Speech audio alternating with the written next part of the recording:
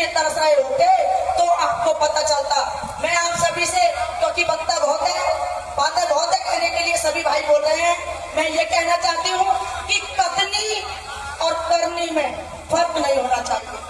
आज अगर हमने मंच से बोल दिया कि हम आपके साथ हैं, तो एनी कंडीशन, हर मोमेंट में, हर पल हम आपके साथ हैं।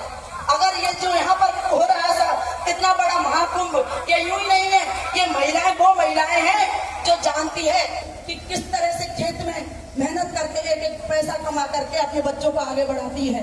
तो हमने भी प्रशासन को देखा है, जहाँ प्रशासन को फॉलो नहीं किया जा रहा, उनसे हम क्या उम्मीद करें। हमारी लड़ाई अब डायरेक्ट सीएम साहब से है। हमें उनको बताना है कि शासन आपका है, प्रशासन को आप फॉलो करें और हमें हमारा न्याय दिलाएं। पांचना बांध का पानी हमारे खेतों में आना ही चाहिए।